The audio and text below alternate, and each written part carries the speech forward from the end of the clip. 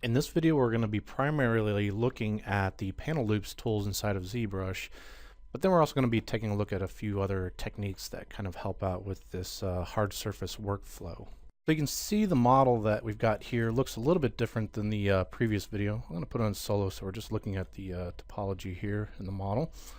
And you can see that I've added a little bit more detail in certain areas. So you can see that this has been pulled out a little bit, these shapes here. Some of these shapes here, and really you've looked at these techniques. Basically for this, it was just basically taking a shape like you can see like right here with this yellow piece, and then if you remember under geometry, under our edge loops, there was the group loops, and I put that as a loop of 1 and just a polish of 2, and then you hit group loops, and then adds a section there for you. And then at that point, we also looked at taking our brush and putting on the move brush. Again, I've got that on my hotkey number 4 for me.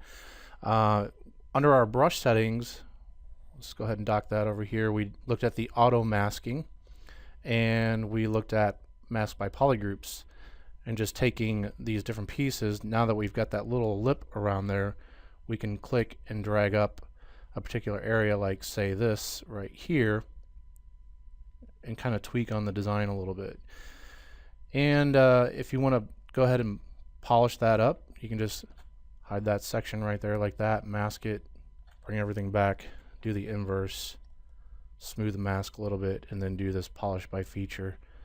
So again, in last video we looked at all those different techniques, but I just wanted to call out, if you're kind of curious as to how the model was kind of pushed forward a little bit more in some of its shape, how that was done.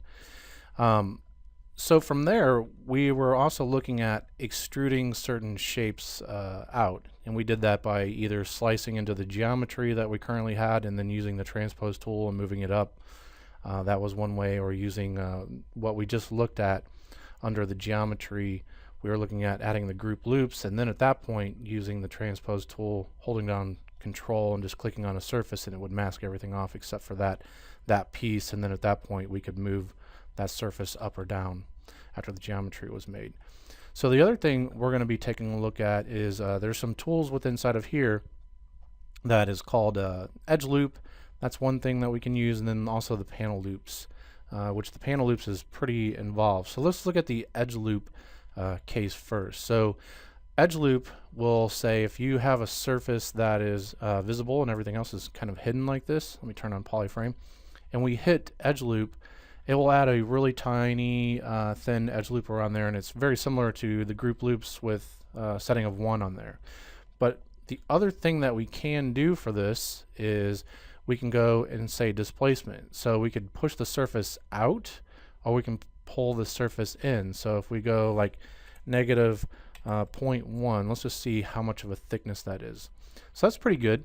And that looks like something that we could use maybe for the thickness of like a windshield or something like that, or the visor on here. So I'm going to hit undo, because basically what we need to do, we need to get this piece, and then we need to get that section just like we saw pushed in, and then we need to merge those two together to build the final windshield that we have.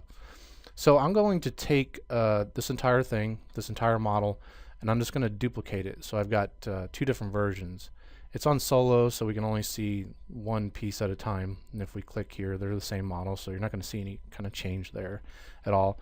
So let's select one of the different models, isolate this section here, and then we're going to use that edge loop, and we're going to do a negative displacement like this.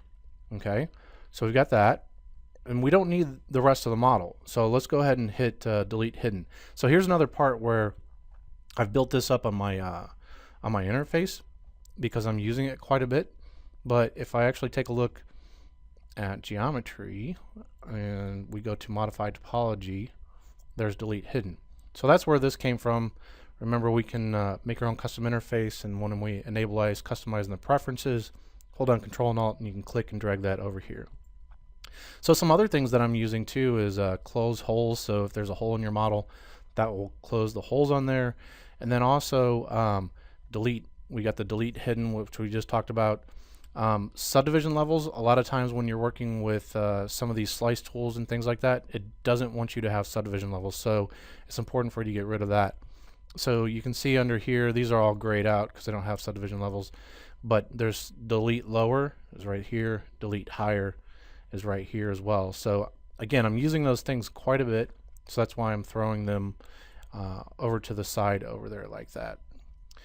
And let me go ahead and put it back on solo and push this over here like that. So again, I'm going to do delete hidden. So I'm getting rid of every other piece of the model except for just this section, what we've got right here. Now I'm going to switch back to this model over here, which was the original one before we started, and I need this visor part, right? So it's all thin, there's no thickness to it. And what I'm going to do is use a split feature within subtools. So we can split off things. We can split by groups, which would be your poly groups, or we can say split hidden. So everything else is hidden except for this visor piece. So when I hit split hidden, you can see now it's split that thing off into its own model. Now this is its own model, and I have this thing as its own model as well. So now I need to take this piece, and I need to join them together. And ZBrush has got some tools for that as well. So right under split, if you open up merge, you can do merge down. And you could do merge visible as well, but we're going to be using merge down because I know I'm going to just take this piece and merge it with this one here. I also have the weld option enabled, so it's going to take all the points and they should line up one for one and merge together. So I'm going to go ahead and say merge down, and this is, you can't undo this operation, so I'm going to hit OK for that. And I did mess up on this thing. So what I should have done is flip the normal direction or the visibility of one of those pieces, which was actually the back piece.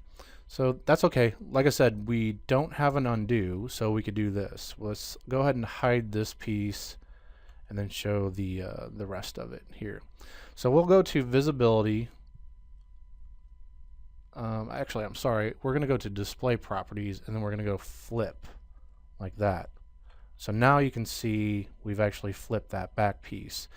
Let's just see if we can polish this thing. I'm not sure if what I did with this flipping business is going to have an effect of the welding the verts together, but we'll try it out, see what happens.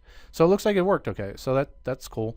So you can see it preserves the poly groups, and it's got a poly group for this part here and then the back piece. So that works pretty nice if we just do a little bit of a polish on it. And so now we have this new object. So I know that might have been a little confusing as far as the visibility, but remember we took that piece and pushed it in, and you can see this rim and that piece here. We really should have done the probably the display properties, the flipping of the normals first before we merged it together, but looks like everything worked okay, so I guess we're good on that. So I'm going to go back to Subtool, take it off this solo, and basically now we have our helmet, and it looks exactly the same as it was before, but now we've got the visor piece that's split off. Now I can come down here to the helmet, turn off the visor thing, and we can start to see. I'm going to turn off polyframe here, and had some touch on my Cintiq, so I'll turn that off. But yeah, so basically now we can start to see without that visor and see how that design is kind of working. And before we had to, we had to turn on transparency to get that to kind of see, how these cuts and everything were relating. But now that we have that visor as a separate piece, we can just turn that thing on and off. So I think that's looking pretty cool. So that's one method of doing some extrusions. The other thing we can do is I'm going to stay on this piece, and we're going to go ahead and hold down Control and Shift and click on this piece here.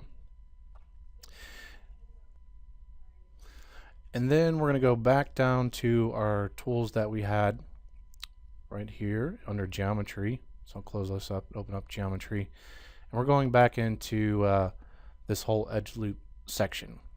So we looked at the edge loop, group loops, and now it's time to look at panel loops. So panel loops with the default setting, if I have this on double, let's just go ahead and see what it does. So just click panel loops, and it does this kind of cool, like if you get really close into here, I'll make my brush size a little bit smaller. If we go in here and turn on polyframe, you can see that based off of this loops, it's set to 6, it does a beveling effect on here. and it's actually split it away from the model. You can see it's got this thickness in here. That's because double is turned on, so it's making that piece double-sided. So let's hit undo, and let's turn off double and just see what the difference is here. So we'll hit panel loops. It does the same thing, but it keeps everything joined to the model. Now that's an option that I like a lot better, so I'm definitely using that option. Let's go ahead and hit undo. So you can see that's what this is actually doing here. Now the bevel profile, how it's actually producing that bevel, is coming from here. So you can actually change these points on here, and we'll push this up. I'll get this a little bit closer like this. And then now I'll do a panel loops.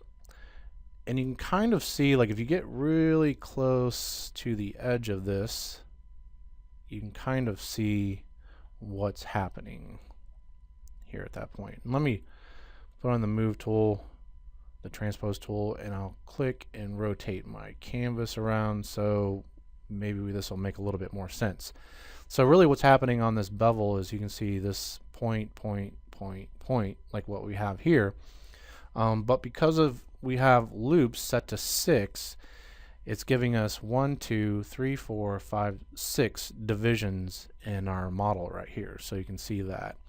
So let's try and see. We'll hit undo, and let's try taking our loops down to 4, like that. I'm having troubles just sliding that with my pen there.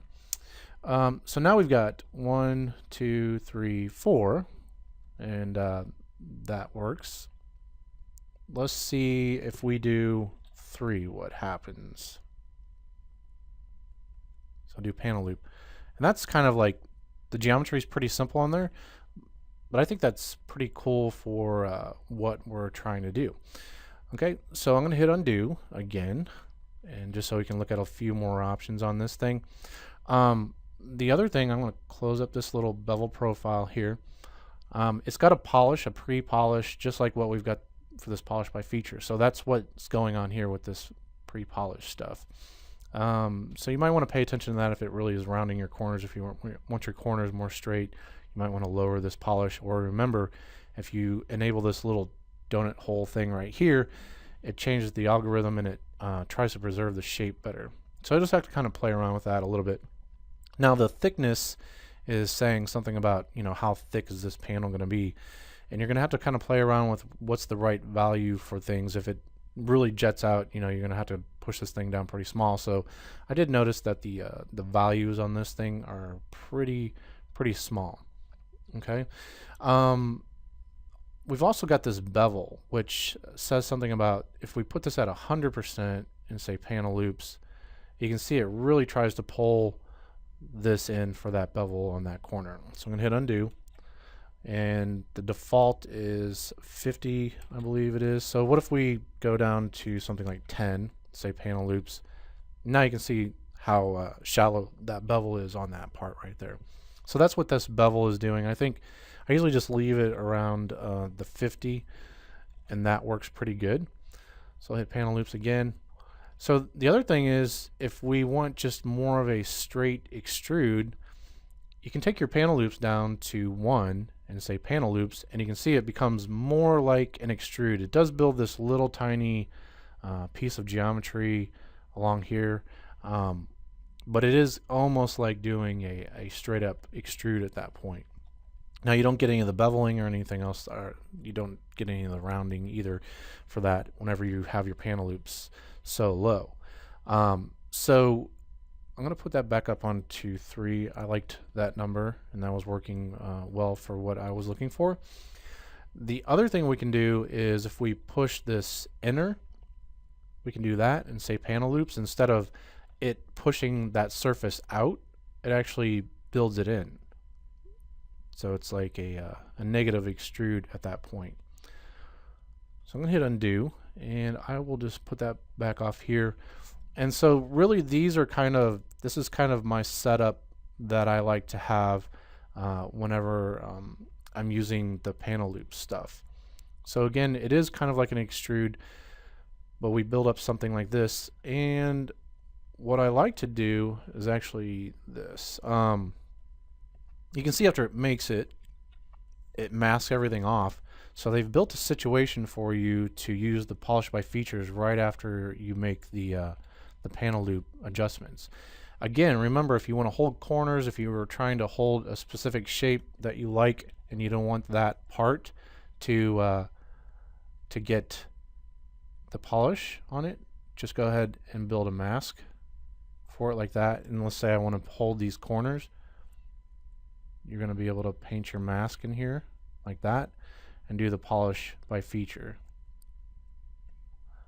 Okay, so you're probably going to see a lot of times that you'll get some odd kind of maybe wobble in your surface on here.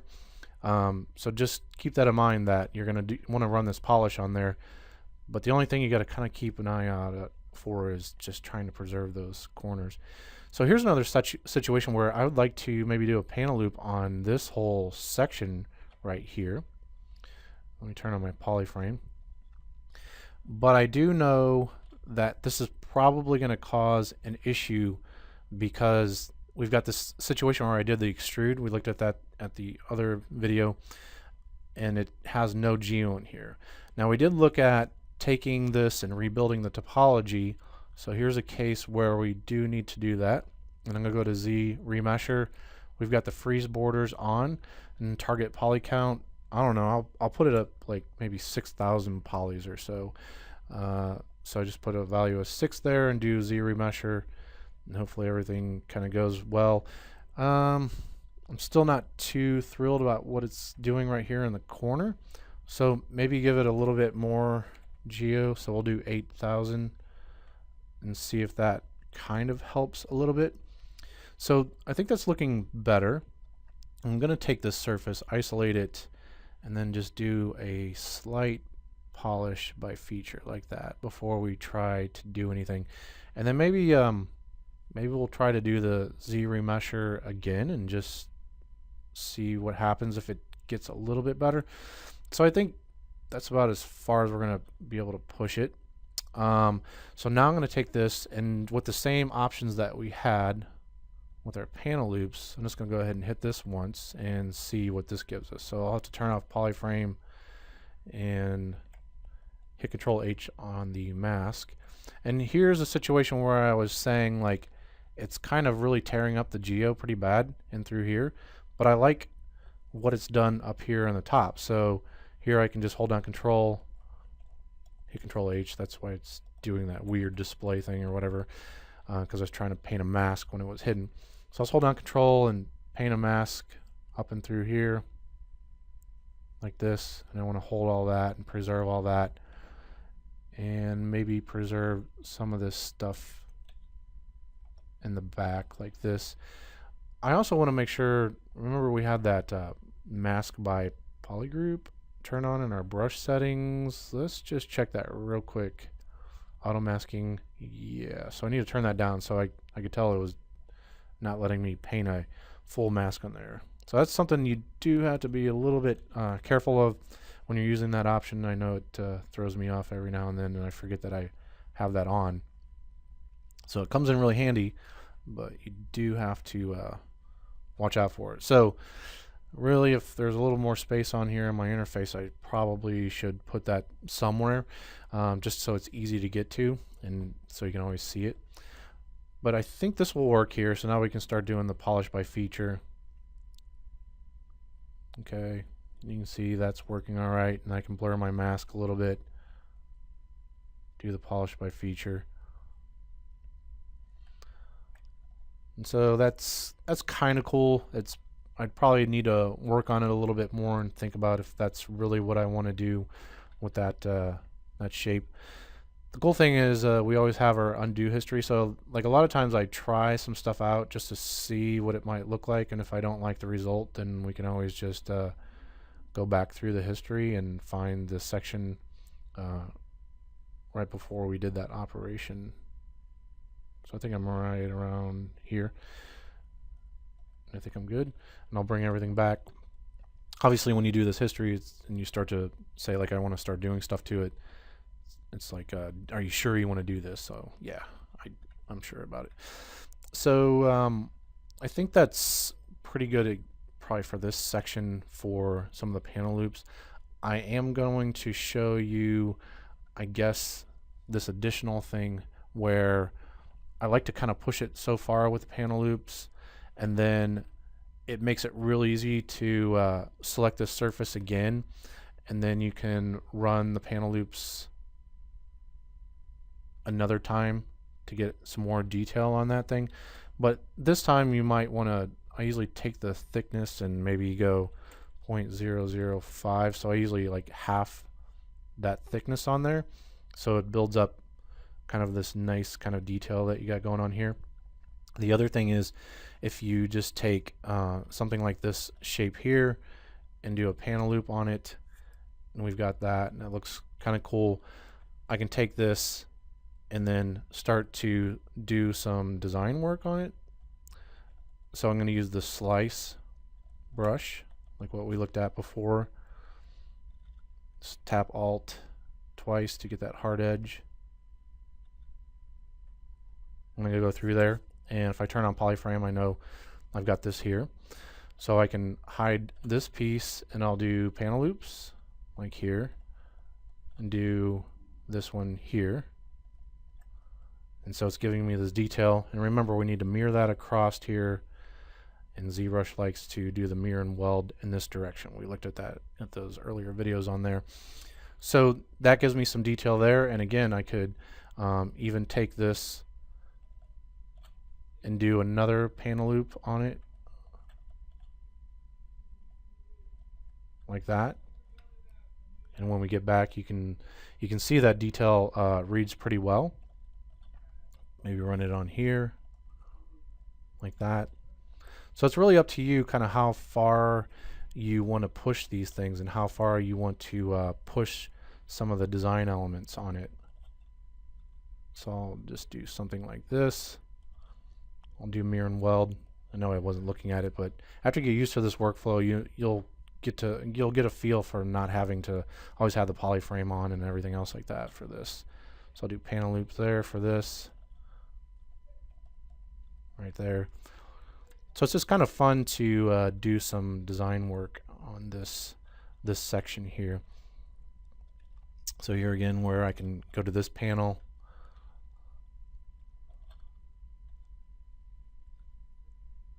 and just do some cuts like this. I'll have to turn the polyframe on this because I knew it was probably going to do something like what it just did here.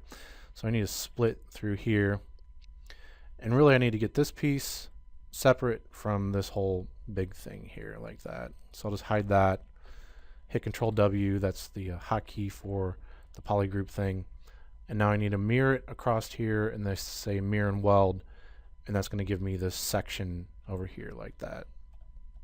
So now I can show that, just do a panel loop on this, panel loop on this part, and you can see it's starting to build that up.